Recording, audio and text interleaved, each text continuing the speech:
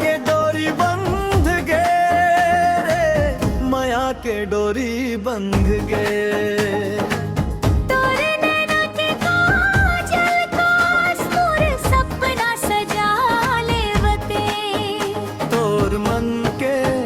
बगिया माँ फूल बन के खिला लेवते।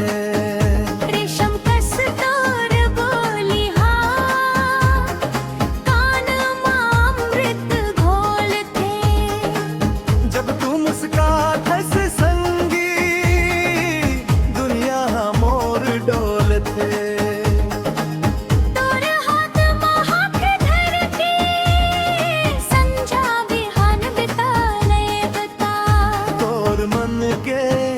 बगिया माँ फूल बन के खिला लेवते।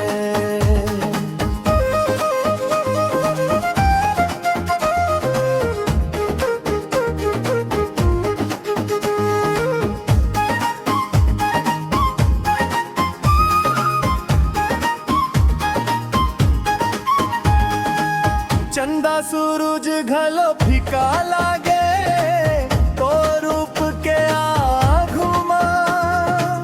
माया के डोरी बंध गई है, अब तोर मोरे भागू माँ। जिंदगी भर संगी तोला, अपन परछाई बना लेवते। तोर मन के बगिया माँ फूल बन के खिला लेवते। ये हवा मन माँ घलो तोरे खुशबू आवते। जब ले देखे हो तोला, मन मोर बोरा जावते।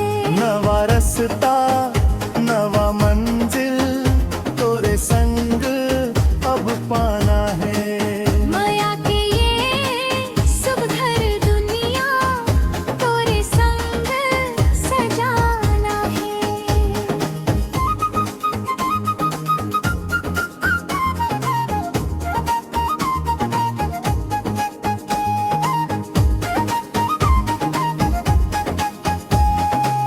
तोर सुरता के दियाला, हीरा जरा लेवते। तोर मन के बगिया माँ फूल बन के खिला लेवते। कभू बादर कभू बिजली, कभू सावन के फुहार। तोर बिना ये जिंदगी लागे एकदम सुनाओ बेजार। तोर माया के रंग मा रंग के, मैं हाँ संवर जावते। तोर हर एक दुखला संगी, अपन बना लेवते। तोर माया के नदिया माँ डूब के तर जावते।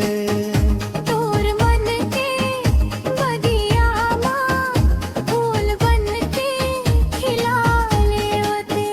तोर संग चले के वादा, जन्म जन्म के नाता है। तोर बिना एको पल मोर जिया नहीं थिराता है। तोर माया के छाव माँ सुस्ता के सुत जावते। तोर मन के बगिया माँ फूल बन के खिला लेवते। माया के डोरी बंध गे, माया के डोरी बंध गे। तोर नैना के काजल कस मोर सपना सजा लेवते। तोर मन के बगिया माँ फूल बन के खिला लेवते।